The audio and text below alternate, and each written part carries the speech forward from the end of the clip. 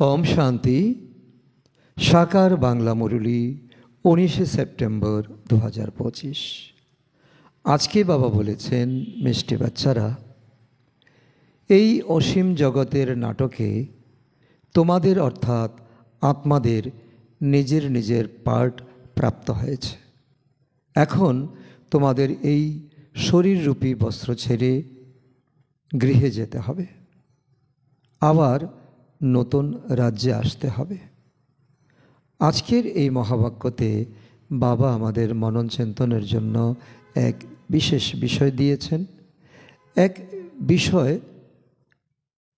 আমাদেরকে দিয়েছেন যা মনন চিন্তন করলে আমাদের বুদ্ধিরূপী খাজানা অনেক ভরপুর হতে পারে।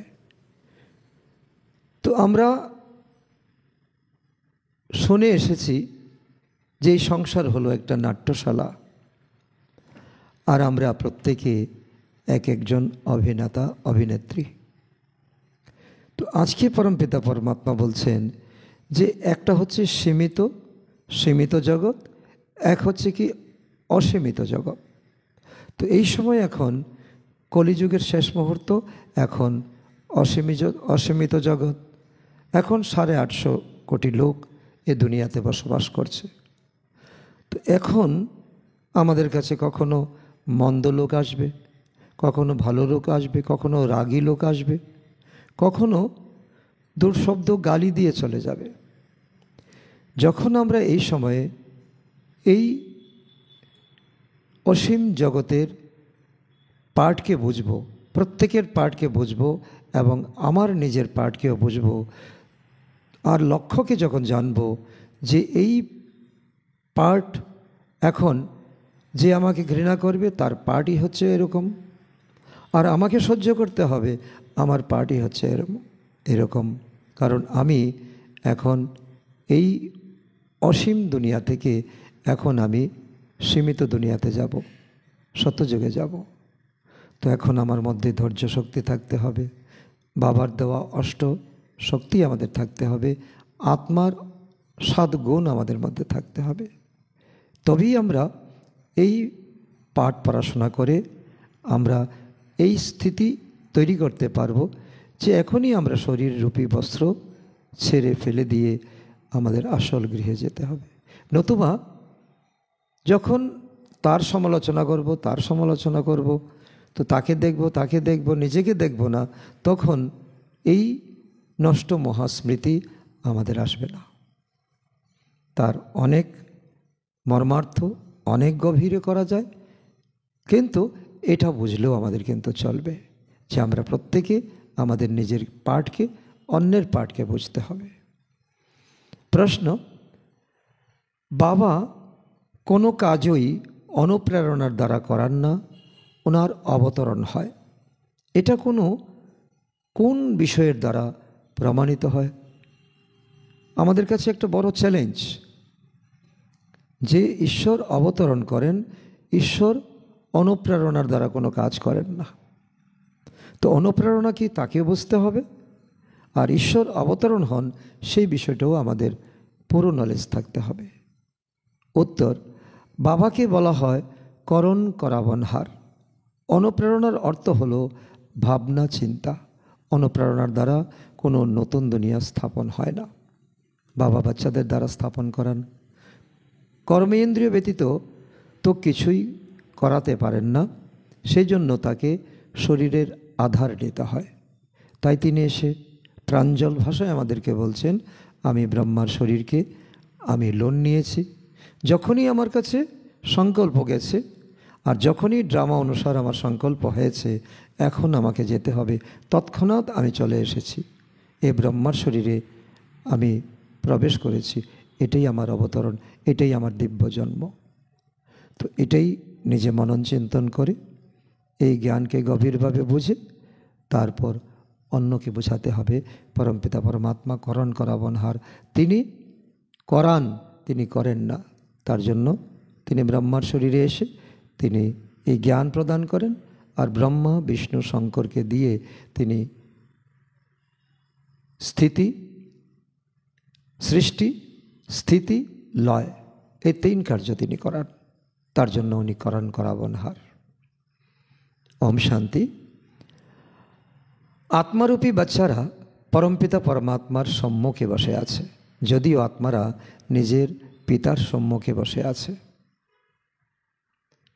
আত্মা অবশ্যই শরীরের সাথেই বসবে। বাবাও যখন শরীর ধারণ করেন তখনই সম্মুখীন হন বাচ্চাদের। একই বলা হয় আত্মা পরমাত্মা আলাদা ছিল বহুকাল। সুন্দর মেলা লেগেছে যখন মাঝখানে এলো সদ্গুরু দালাল। তো যখন ব্রহ্মা বাবা এসেছেন আর সদ্গুরুকে আমরা পেয়ে গেছি, তো এই হচ্ছে সুন্দর মেলা, এ হচ্ছে সবচেয়ে বড় কুম্ভ, পূর্ণ কুম্ভ। তোমরা বাচ্চারা বুঝতে পারো উচ্চতমের চেয়ে উচ্চ বাবাকেই ঈশ্বর, প্রভু, পরমাত্মা ভিন্ন ভিন্ন নাম দিয়েছে। পরমপিতা কখনো লৌকিক পিতাকে বলা যেতে পারে না। শুধুমাত্র পরমপিতা লিখলেও কিন্তু ক্ষতি নেই। পরম গুণে যিনি গুণান্বিত, পরম যোগাত্মা পরমাত্মা পরমপিতা, অর্থাৎ তিনি সকলের পিতা হলেন এক। বাচ্চারা জানে যে আমরা পরমপিতার সাথে বসে আছি, এটা আমাদের অনেক বড় অনুভব। পরমপিতা পরমাত্মা আর আমরা আত্মারা হলাম, আত্মারা শান্তিধামে থাকি। এটাও হলো আমাদের একটা নেক্সট লেভেলের নলেজ। আমরা কোথা থেকে এসেছি। এখানে আসি আমরা পার্ট অভিনয় করার জন্য। শতযুগ থেকে শুরু করে কলিযুগের শেষ পর্যন্ত আমরা পার্টই করে গেছি, অভিনয়ই করে গেছি। আর একদিন আমাদেরকে চলে যেতে হবে। তো চলে যাওয়ার প্রাক মুহূর্তে তো আমাদের নষ্ট মহা স্থিতি তৈরি করতে হবে। স্থিতি তৈরি করতে গেলে তো নিজের পার্টকেও বুঝতে হবে, অন্যের পার্টকেও বুঝতে হবে। কাউকে ক্ষমা করতে হবে, কাউকে দেখেও না দেখতে হবে। তো এমন যখন আমাদের ভূমিকা হবে তখনই আমরা পাস উইথ অনার হতে পারবো। তো এটা এখন নতুন রচনা হয়ে যাবে 2500 বছরের জন্য। রচয়িতা বাবা বুঝিয়েছেন। কি বুঝিয়েছেন? বাচ্চারা, তোমরা এরকম পার্ট প্লে করছো, তোমরা এখন অনাসক্ত, তোমরা এখন সাক্ষী দ্রষ্টা। পূর্বে এটা জানতে না যে আমরা 84 জন্মের চক্রে তো আবর্তন করেছি। এখন তোমরা জ্ঞান পেয়ে গেছো। বাচ্চারা, এখন তোমাদের সাথেই বাবা কথা বলেন, অর্থাৎ যারা 84 জন্মের চক্রে আবর্তিত হয়েছে। সকলে তো 84 জন্ম গ্রহণ করতে পারে না। এটা বোঝাতে হবে যে 84 জন্মের চক্র কিভাবে আবর্তিত হয়। এটাও মানুষের কাছে নতুন বিষয়। তো আমরা যদি নিজেরাই বুঝি তাহলে অন্যকে আমরা বোঝাতে পারবো। তো এছাড়া 1,00,000 বছরের কোনো ব্যাপার নয় যা ভক্তি মার্গ আমাদেরকে, রাবণ আমাদেরকে উপহার দিয়েছে। তো এইভাবে তো ক্যালকুলেশন করা যায় না। বাচ্চারা জানে আমরা প্রতি 5,000 বছর পরে ভূমিকা পালন করতে আসি। আমরা হলাম পাঠধারী। উচ্চতমের চেয়ে উচ্চ ভগবানের পাঠ হলো বিচিত্র। ব্রহ্মা আর বিষ্ণুর পাঠ বিচিত্র বলা যায় না। দুজনেই, অর্থাৎ যিনি ব্রহ্মা তিনি বিষ্ণুতে পরিণত হন। ব্রহ্মা থেকে বিষ্ণু হতে 1 জন্ম লাগে, আর বিষ্ণু থেকে ব্রহ্মা হতে 84 জন্ম লাগে। তো এটাই হলো বিষ্ণু, অর্থাৎ বিষ শূন্য। তো সেই বিষ শূন্য বিকারহীন অবস্থা আমাদের মধ্যে তৈরি করতে হবে। তো এই বিষ্ণু যিনি 84 চক্রে আবর্তিত হন, ব্রহ্মা থেকে বিষ্ণু, অ্যাকুরেট 84 জন্ম। এছাড়া শঙ্করের পাঠ এই দুনিয়াতে একদম নেই। এই বিষয়টা একটা বাবা আমাদেরকে অনেক গভীরে বোঝাচ্ছেন। বাস্তবে এই শঙ্কর হলো আমাদের স্থিতি। যখন আমাদের হাইয়েস্ট স্থিতি হবে তখনই দুনিয়া বিনাশ হবে। তো ত্রিমূর্তিতে দেখানো হয় স্থাপনা, বিনাশ, পালনা, চিত্র অনুযায়ী বোঝানো হয়। তো বোঝানোর জন্য ভক্তির বিলিফ নিয়ে এসেছি, তার জন্য আমাদের শঙ্করকে বলতে হয়। শঙ্কর বাস্তবে কোনো দেবতা নন। তো চিত্র অনুযায়ী বোঝাতে হবে। যেই চিত্র দেখাও না কেন তো তার উপর বোঝাতে হবে অ্যাকুরেটভাবে। সঙ্গম যুগে পুরানো দুনিয়ার বিনাশ তো হতেই হবে। তো এতেও আমাদের দুঃখী হলে চলবে না। প্রেরণা প্রদানকারী শব্দ কথাটা বলাও কিন্তু ভুল। যেমন কেউ বলে আজ আমার বাইরে যাওয়ার কোনো ভাবনা নেই, অনুপ্রেরণা নেই। অনুপ্রেরণা মানে ভাবনা চিন্তা। তো পরমধামে পিতা পরমাত্মা বসে থাকেন, সেখানে ভাবনা চিন্তা দিয়ে কি পুরাতন দুনিয়াকে নতুন দুনিয়া করতে পারবেন? প্রেরণা আর প্রেরণার আর কোনো অর্থ নেই। পরমাত্মা কোনো অনুপ্রেরণার দ্বারা কাজ করান না, না অনুপ্রেরণার দ্বারা জ্ঞান প্রাপ্ত হতে পারে। তার জন্য ওনাকে সাক্ষাৎ আসতে হয়।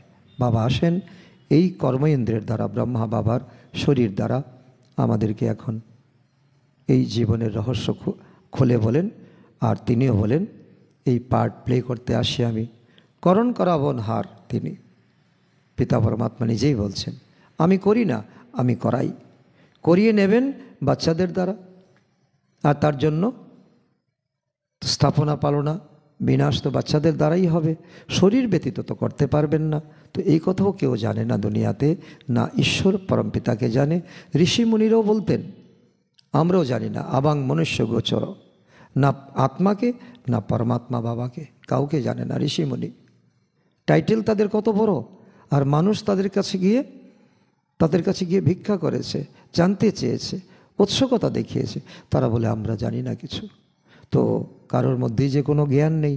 বাবা হলেন মুখ্য ক্রিয়েটার, ডাইরেক্টর, আর এই জন্য তিনি ডাইরেকশনও দেন। বলেন আমি শ্রীমত প্রদান করি।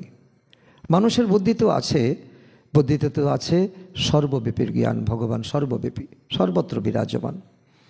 তো তোমরা মনে করো তো বাবা হলেন আমাদের বাবা, ওরা সর্বব্যাপী বলে দেওয়ার কারণে তিনি যে বাবা, তো এটা দুনিয়ার মানুষ আজ অবধি বুঝতে পারেনি, যতক্ষণ না পরমপিতা পরমাত্মা এসে এই পর্দা খুলে দিয়েছেন। তোমরা মনে করো এটা হলো অসীম জগতের পিতার ফ্যামিলি। আমরা এক ঈশ্বর আর এক ঈশ্বরের ফ্যামিলি। সর্বব্যাপী বলার ফলে ফ্যামিলির সুগন্ধ পাওয়া যায় কি? পাওয়া যায় না। তাকে বলা যায় না নিরাকার শিব বাবা। তো আমরা এখন জেনেছি, আমাদের মধ্যে এখন সুগন্ধি এসেছে, পিতা পরমাত্মার এখন সম্বন্ধ আমাদের কাছে এসেছে। নিরাকার আত্মাদের পিতা। শরীর আছে বলে তো আত্মা বলে বাবা। তো শরীর ব্যতীত আত্মা বলতে পারবে না। ভক্তিমার্গে ডেকে এসেছে, তুমি কোথায়? তুমি এসে আমাদেরকে দুঃখের দুনিয়া থেকে সুখের দুনিয়ায় নিয়ে চলো। মনে করে সেই বাবা হলেন দুঃখহর্তা, সুখকর্তা। তো সুখ প্রাপ্ত হয় সুখধামে, শান্তি প্রাপ্ত হয় শান্তিধামে। তো এখানে হলো দুঃখ ভরা এই কলিযুগ, এখন চরম দুঃখের অবস্থাতে আছে। এই জ্ঞান তোমাদের প্রাপ্ত হয় এই কলিযুগের সঙ্গম যুগে। কলিযুগ শেষ আর সত্যযুগ শুরু। পুরানো আর নতুনের মধ্যবর্তী সময়ে বাবা আসেনি তখন যখন নতুন দুনিয়া স্থাপনা আর পুরাতন দুনিয়ার বিনাশ হয়। তো প্রথমে সবসময় বলা উচিত নতুন দুনিয়ার স্থাপনা, প্রথমে পুরানো দুনিয়ার বিনাশ বলা ভুল হবে। এখন তোমাদের অসীম জগতের নাটকের নলেজ প্রাপ্ত হয়েছে না? যেন সেই নাটকে যেমন তোমরা দেখতে যাও, নাটক থিয়েটার দেখতে যাও না, তো অ্যাক্টার্স আসে তো বাড়ি থেকে সাধারণ কাপড় পরে, নাটকে এসে তার নিজ নিজ ড্রেস পরিবর্তন করে, আবার নাটক সম্পূর্ণ হলে যেই কাপড় পরে বাড়ি থেকে এসেছিল সেই কাপড় পরে আবার ঘরে চলে যায়। তো এখানে তোমাদের অর্থাৎ আত্মাদের পরমধাম গৃহে থেকে অশরীরে আসতে হয়, আত্মা আসতে হয়। তার কোনো শরীর থাকে না, বস্ত্র থাকে না। এখানে এসে এই শরীররূপী বস্ত্র পরে তোমরা এখন অভিনয় করছো। প্রত্যেকের নিজের নিজের পার্ট প্রাপ্ত হয়েছে না? এটা হলো অসীম জগতের নাটক। এখন এই অসীম জগতের সমস্ত কিছু হলো পুরানো, আবার নতুন দুনিয়া আসছে। সেটা হলো খুবই ছোট, এক ধর্ম, এক ভাষা, এক জাতি। তো বাচ্চারা এই পুরানো দুনিয়া থেকে তোমাদের বের করে আবার সীমিত অর্থাৎ পার্থিব দুনিয়াতে অর্থাৎ নতুন দুনিয়াতে আসতে হবে। এটা আমাদের জন্য কত খুশির খবর না? আর এটা হলো অবিনাশী খুশি। কারণ দুনিয়ার কোনো কিছু, খাবার হোক, বস্ত্র হোক, সামগ্রী হোক, তো পেলাম, খেলাম, খুশি চলে গেল। কিন্তু এই খুশি আমাদের অবর্ণনীয় এবং বাবা বলছে কি, এই দুনিয়া, এই খুশি হলো তোমাদের চিরস্থায়ী খুশি, কারণ সেখানে হলো এক ধর্ম। এক ধর্ম অনেক মানুষ হওয়ার জন্য জগৎ অসীম হয়ে যায়, এখন অসীম হয়ে গেছে, আর সত্যযুগে হবে সীমিত দুনিয়া। তো সেখানে তো হলো এক ধর্ম, এক ভাষা, অল্প সংখ্যক মানুষ থাকবে। এক ধর্ম স্থাপনের জন্য ভগবানকে আসতে হয়। তোমরা বাচ্চারা এই অসীম জগতের নাটকের রহস্যকে বুঝতে পারো যে এই চক্র আবর্তিত হয়, আধা দিন আধা রাত। এই সময় যা কিছু প্র্যাকটিক্যালে হয়, তো সেটারও কিন্তু উৎসব ভক্তি মার্গে পালিত হয়। নম্বর অনুযায়ী কোন কোন উৎসব আছে সেটাও তো আমাদের জানা উচিত, ভক্তদেরকে বলা উচিত। এটাও তোমরা বাচ্চারা জানো, উচ্চতমের চেয়েও উচ্চ ভগবান শিব বাবার জয়ন্তীকে বলা হবে। তিনি যখন আসেন তখন আবার অন্যান্য উৎসবও কিন্তু এখানে অনুষ্ঠিত হয়। আর তোমাদের জীবনটাই যে একটা উৎসব। শিব বাবা সর্বপ্রথমে এসে জ্ঞান শোনান, অর্থাৎ আদি মধ্যের অন্তের জ্ঞান দেন। আদি সত্যযুগ, ত্রেতা, মধ্য দ্বাপর, কলিযুগ, আর এখন অন্ত সময়, তোমরা এখন সঙ্গম যুগে আছো। অন্তের জ্ঞান শোনান, যোগও শেখান, সাথে সাথে তোমাদেরকে পড়ান। তাই সর্বপ্রথম বাবা এলে তোমরা শিব জয়ন্তী উৎসব তোমাদের প্রধান উৎসব। তারপর বলা হবে গীতা জয়ন্তী। শিব বাবা এসে চুপ করে বসে থাকেন না, তিনি গীতা চালাতে থাকেন, গীতার জ্ঞান দিতে থাকেন। তো আত্মাদের জ্ঞান শোনান, তাই হয়ে গেল গীতা জয়ন্তী। বাচ্চারা তোমরা চিন্তা ভাবনা করে তো এইসব বিষয়ের উপর তোমরা লেখার প্র্যাকটিস করো, উৎসবগুলি সম্পর্কে নম্বর ক্রম অনুসারে। শিব জয়ন্তীর পরে ধীরে ধীরে বৎসরের শুরু থেকে শেষ পর্যন্ত তো কত কিছু অনুষ্ঠান আমরা উৎসব করি, তা কোথা থেকে এসেছে? সঙ্গম যুগ থেকে এসেছে। তো এই জন্য যারা সেই ধর্মের হবে তারাই সেগুলো মূল্যায়ন করবে, তারা সেগুলো বুঝবে, প্রত্যেকের নিজের ধর্ম শ্রেষ্ঠ মনে করে। অন্য ধর্মাবলম্বীরা তো বলম্বীদের কোনো প্রশ্ন নেই, যদি বা কারোর অন্য ধর্ম ভালো লাগে কিন্তু এখানে আসতে পারে না, স্বর্গে যাওয়ার তাদের কোনো রকম ড্রামাতে পার্ট নেই। স্বর্গে কি আর অন্য ধর্মাবলম্বীরা আসতে পারবে? কল্পবৃক্ষে সব একদম পরিষ্কার দেখানো হয়েছে। তো সেই সময় যে যে ধর্ম আসে আবার সেই সময় আসবে, এই রহস্য তোমরা জানো। প্রথমে বাবা আসেন, তিনি এসেই রাজ্য শেখান, সুতরাং বলা হবে শিব জয়ন্তী, তারপর গীতা জয়ন্তী, তারপর কৃষ্ণ জয়ন্তী বা নারায়ণ জয়ন্তী। তো সেটা তখন সত্যযুগ হয়ে যায়, তো সেটাও লিখতে হবে নম্বর অনুযায়ী। তো এটা হলো জ্ঞানের কথা। শিব জয়ন্তী কবে হয়েছে সেটাও কিন্তু মানুষের জানা নেই, বলে গেছে। একটা বিশেষ দিনে বেছে নিয়েছে, ওই দিন গিয়ে তারা কিছু ক্রিয়াকর্ম করে। তো জ্ঞান শুনিয়েছিলেন যাকে গীতা বলা হয়।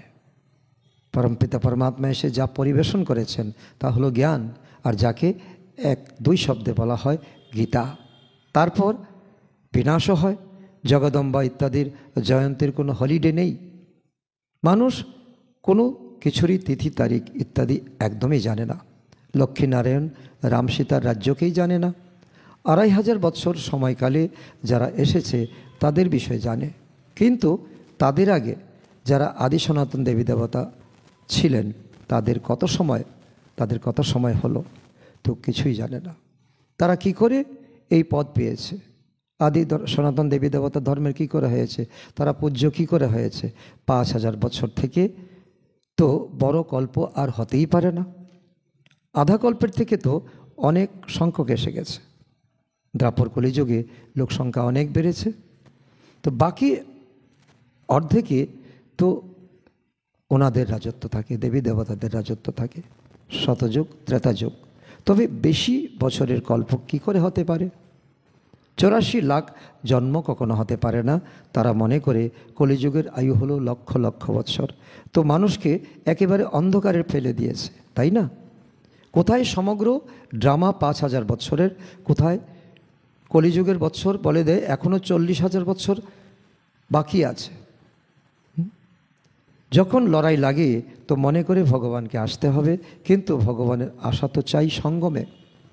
যে সময় তিনি আসেন এই সময় তোমাদেরকে এই গীতা জ্ঞান তোমাদেরকে প্রদান করেন। আর তার থেকে তখন যখন তোমরা উপযুক্ত হয়ে যাবে তখন দুনিয়ার বিনাশ হবে, তখন যুদ্ধ হবে। তো মহাভারতের লড়াই তো লাগেই সঙ্গমে, যখন তোমরা কমপ্লিট হয়ে যাবে। তো বাবা বলেন আমিও কল্প সঙ্গম যুগে আসি। বাবা আসেন নতুন দুনিয়া স্থাপনা, পুরাতন দুনিয়া বিনাশ করাতে। নতুন দুনিয়ার স্থাপনা হবে তো পুরাতন দুনিয়ার বিনাশ অবশ্যই হবে। এর জন্য কি চাই? লড়াই চাই।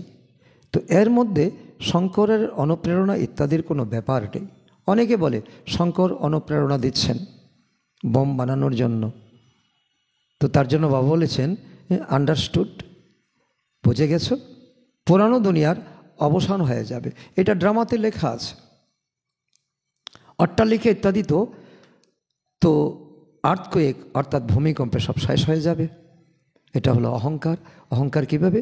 ভূপতিত হবে এই আর্থকোয়েকে অর্থাৎ ভূমিকম্পে। কারণ নতুন দুনিয়া যে চাই, নতুন দুনিয়া ছিল অবশ্যই। দিল্লি ছিল পরিস্থান, যমুনার তীরে ছিল, লক্ষ্মীনারায়ণের রাজত্ব ছিল। চিত্র আছে, লক্ষ্মীনারায়ণকে স্বর্গেরই বলা হবে। বাচ্চারা তোমরা সাক্ষাৎকারও করেছ যে কিভাবে স্বয়ম্বর হবে। বাবা এসব পয়েন্ট রিভাইজ করান বাচ্চারা যাতে অনুভবী হয়। ভালো ভালো পয়েন্টস মনে না পড়লে তো বাবাকে স্মরণ করো। বাবাকে ভুলে গেলে টিচারকে স্মরণ করো। টিচার যা শেখাচ্ছেন তো সেটা তো অবশ্যই স্মরণে আসবে। টিচারও মনে থাকবে, নলেজও মনে থাকবে। তো উদ্দেশ্য বুদ্ধিতে আছে, তো মনে রাখতেই হবে। কারণ তোমাদের হলো স্টুডেন্ট লাইফ।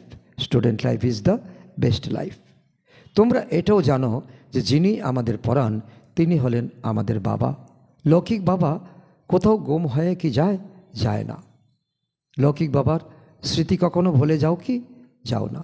লৌকিক পারলৌকিক, আর ইনি হলেন ব্রহ্মা বাবা, হলেন অলৌকিক। ইনাকে কেউ স্মরণ করে না। লৌকিক পিতা থেকে তো উত্তরাধিকার পাওয়া যায়, শেষ পর্যন্ত মনে থাকে। কারণ পিতা বৃদ্ধ হয়ে গেলে তো বাচ্চাদের মনে সংকল্প চলতে থাকে, তো পিতার মৃত্যুর পরে আমি এই সম্পদের মালিক হব, শেষ পর্যন্ত মনে থাকে। তো শরীর ত্যাগ করলে তখন অন্য শরীর প্রাপ্ত হয়। জন্ম বাই জন্ম লৌকিক পিতা, এক এক জন্মে এক এক লৌকিক পিতা প্রাপ্ত হয়। তো এমন নয় এই জন্মে যাকে পেয়েছ আগামী জন্মে তাকেই পাবে, না, আরেকজন হবে তোমার পিতা। তো পারলৌকিক পিতাকেও দুঃখে বা সুখে স্মরণ করে। সন্তান লাভ হলে বলে ঈশ্বর দিয়েছেন। তাছাড়া প্রজাপিতা ব্রহ্মাকে স্মরণ কেন করবে? তো ওনার থেকে কিছু কি আর পাওয়া যায়? ওনাকে এই জন্য অলৌকিক পিতা বলা হয়। তিনি অলৌকিকভাবে আমাদের জীবন পরিবর্তন করে দিয়েছেন, অর্থাৎ তিনি সংযোগকারী। কারণ মাঝখানে তিনি দালাল রূপে এসেছেন। ব্রহ্মা বাবার দ্বারাই, ব্রহ্মা বাবার মুখের দ্বারাই আমরা জ্ঞান পেয়েছি। আর জ্ঞান পেয়ে আমরা অন্যকেও এখন এই জ্ঞানের মাধ্যমেই আমরা বাবার বাচ্চা করে তুলছি। তোমরা জানো বাচ্চারা যে আমরা ব্রহ্মার দ্বারা শিব বাবার উত্তরাধিকার গ্রহণ করি। তো আমরা যেমন ঈশ্বরীয় পাঠ পড়ি, তো এই রত নিমিত্ত হয়েছে। ব্রহ্মা বাবাও কিন্তু এই পড়াশোনার দ্বারাই শিব বাবার উত্তরাধিকার হন, সম্পত্তির উত্তরাধিকার হন। অনেক জন্মের শেষের জন্মে ওনার শরীরকে বাছা হয়েছে, রথের নাম তো রাখতে হবে। তো এই হলো অসীম জগতের সন্ন্যাস। তো এত কিছু চাকচিক্য থাকার সত্ত্বেও, এত কিছু ধন সম্পদ থাকার সত্ত্বেও এই অসীম জগৎ থেকে ব্রহ্মা বাবা ডিটাচ হয়ে গেছেন। এটাই হলো অসীম জগৎ থেকে সন্ন্যাস। আর আমাদেরও করতে হবে। রথ ঠিকই থাকে তো বাকিদের ঠিক নেই, চলতে চলতে আবার ভাগন্তি হয়ে যায়। তো আমরা যেহেতু ব্রহ্মার সন্তান, তো আমাদেরও তো এ বিষয়ে মনন চিন্তন করা উচিত। আমাদের কেন ভাগন্তি হবে? আমরা তো পেয়ে গেছি ঈশ্বরকে। তো ঈশ্বরকে ছেড়ে গেলে কাকে পাবো? রাবণকে পাবো। রাবণ কি আমাকে সুখ দেবে? তো এই রথ তো নিযুক্ত হয়েছে ড্রামা অনুসারে। ওনাকে বলা হয় ভাগ্যশালী রথ। তোমাদের সকলকে ভাগ্যশালী বলা যায় না। তোমরা আজকে আছো তো কালকে নাও থাকতে পারো। ভাগ্যশালী রথ একজনকে মান্য করা হয়, যেখানে বাবা এসে জ্ঞান প্রদান করেন, স্থাপনার কার্য করান। তোমাদেরকে ভাগ্যশালী রথ বলা যাবে না। তোমাদের আত্মা নিজস্ব রথে বসে এখন অধ্যয়ন করছে। আত্মা পবিত্র হয়ে যায়। এই জন্য এই দেহেরই অর্থাৎ ব্রহ্মারই মান্যতা আছে। এর মধ্যে বসে বাবা পড়ান, ব্রহ্মার চোখ দিয়ে আমাদেরকে দেখেন। এই অন্তিম জন্ম খুবই ভ্যালুয়েবল। আবার শরীর পরিবর্তন করে আমরা কি হব? আমরা দেব দুনিয়ায় চলে যাব। এই পুরাতন শরীর দ্বারাই তোমরা শিক্ষাপ্রাপ্ত করবে। শরীর পুরাতন, কিন্তু এখন আমাদের বোঝ অর্থাৎ জ্ঞান আমাদের কাছে নতুন, অর্থাৎ আমাদের মর্জি বা জীবন। শিব বাবার হয়ে যাও তোমরা জানো যে আমরা পুনর্জীবন পেয়েছি। আগে আমাদের করিতুল্য জীবন ছিল, এখন আমাদের হিরেতুল্য জীবন হয়ে গেছে। যত পড়াশোনা করবে সেই অনুসারে উচ্চপদ পাবে। বাবা বুঝিয়েছেন, বাচ্চারা স্মরণের যাত্রাই হলো মোক্ষ। একেই ভারতের প্রাচীন যোগ বলা হয়, যার দ্বারা তোমরা পতিত থেকে পাবন হও। স্বর্গবাসী তো সকলেই হচ্ছ, তবু অধ্যয়নের উপর নির্ভর করে তুমি কি পদ পাবে। তোমরা অসীম জগতের স্কুলে বসে আছো, তোমরাই আবার দেবতা হবে। তোমরা বুঝতে পারো উচ্চ পদ কারা প্রাপ্ত করতে পারে, তাদের কোয়ালিফিকেশন কি হওয়া উচিত। প্রথমে আমাদের মধ্যেও কোনো কোয়ালিফিকেশন ছিল কি? ছিল না। আসরিক মতের উপর আমরা জীবনযাপন করতাম। এখন ঈশ্বরীয় মত আমাদের প্রাপ্ত হচ্ছে। আসরিক মতে আমরা নিম্নমুখী চলে এসেছিলাম, ঈশ্বরীয় মতে এখন ঊর্ধ্বকলাতে যাচ্ছি। আমরা অনুভব করছি ধীরে ধীরে আমাদের সকল স্থিতি আমাদের তৈরি করতে হবে। ফরিস্তা স্থিতি তৈরি করতে হবে, বিন্দু স্থিতি তৈরি করতে হবে, কর্মাতীত অবস্থা তৈরি করতে হবে। ঈশ্বরীয় মত প্রদান করতে পারেন একমাত্র একজনই, পরমপিতা পরমাত্মা। আসরিক মত দিতে পারে অনেকে, মা বাবা ভাই বোন টিচার গুরু, তো কতজনের মত পাওয়া যায়। একজন একটা বললে আরেকজন আরেকটা বলবে। তো এখন তোমাদের একের মত প্রাপ্ত হয়, যা তোমাদের 21 জন্ম তোমাদের দেবজীবন প্রাপ্ত হয়, দুর্লভ জীবন প্রাপ্ত হয়। তাই এমন শ্রীমতে চলা উচিত কি না? নিজেই ভেবে দেখো। যত চলবে তত আরও উচ্চপদ পাবে, তো কম চললে কম পদ প্রাপ্তি হবে। তো শ্রীমতী হলো ভগবানের, উচ্চতমের চেয়ে উচ্চ ভগবানই আছেন। তো যিনি কৃষ্ণকে উচ্চতম করেছেন, পরবর্তী জন্মে তিনি কৃষ্ণ হয়েছেন। কিছুদিন পরে তিনি নারায়ণ হয়ে সিংহাসনে অভিষিক্ত হন। তো আবার নিম্নতম করেছে কে? রাবণ। বাবা সুন্দর করে তোলেন, আবার রাবণ তোমাদের কুৎসিত করে তোলে। বাবা উত্তরাধিকার প্রদান করেন, তিনি তো হলেনই পাপ মুক্ত, ভাইসলেস। দেবতাদের মহিমা গাওয়া হয়, সর্বগুণ সম্পন্ন, ষোলকলা সম্পন্ন, সম্পূর্ণ নির্বিকারী, মর্যাদা পুরুষোত্তম, সম্পূর্ণ অহিংসক। সন্ন্যাসীদের সম্পূর্ণ নির্বিকারী বলা যাবে কি? যাবে না। সত্যযুগে আত্মা আর শরীর দুই পবিত্র হয়। দেবতাদের সবাই জানে তারা সম্পূর্ণ নির্বিকারী হওয়ার কারণে সম্পূর্ণ বিশ্বের মালিক হন। এখন নেই, আবার তোমরা হচ্ছ। বাবাও সঙ্গম যুগে আসেন, তো ব্রহ্মার দ্বারা ব্রাহ্মণ, ব্রহ্মার বাচ্চা তো দাঁড়ালে তোমরা সকলে। তিনি হলেন গ্রেট গ্রেট গ্র্যান্ডফাদার। বলো, প্রজাপিতা ব্রহ্মার নাম শোনোনি?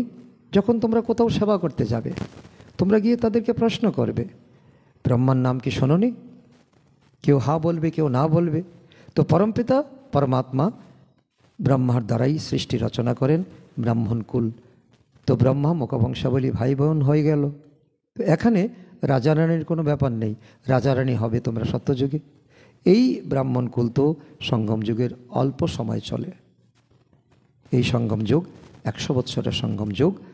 রাজত্ব না পাণ্ডবের না কৌরবের হয়। এখন তো তোমাদের মধ্যেই আছে কৌরব, তোমাদের মধ্যে এখন পাণ্ডব। তো যুদ্ধ হবে, যে জিতবে তো সে পাণ্ডব কুলের, যে হারবে সে কৌরব।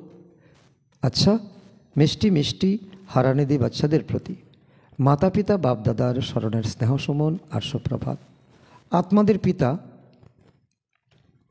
তার আত্মারূপী বাচ্চাদের জানাচ্ছেন নমস্কার। আমরা আত্মারূপী সন্তানরা আমাদের মাতা পিতা বাপদাদাকে জানাই স্মরণের স্নেহ সুমন, সুপ্রভাত ও নমস্কার। ধারণার জন্য মুখ্য সার 1 নম্বর, 21 জন্ম শ্রেষ্ঠ পদের অধিকারী হওয়ার জন্য সব আসুরি মত ছেড়ে এক ঈশ্বরীয় মতে চলতে হবে। সম্পূর্ণ ভাইসলেস বা পাপ মুক্ত হতে হবে। নাম্বার 2, এই পুরানো শরীরে বসে বাবার শিক্ষাসমূহ ধারণ করে দেবতা হয়ে উঠতে হবে। এটা হলো অনেক ভ্যালুয়েবল জীবন, হিরিতুল্য জীবন। এতে ওয়ার্থ পাউন্ড হতে হবে। আজকের বরদান, সকল আত্মাদেরকে যথার্থ অবিনাশী আশ্রয় প্রদানকারী আধার উদ্ধার মূর্ত ভব। বর্তমান সময়ে বিশ্বের চারিদিকে কোনো না কোনো দোলাচল হচ্ছে।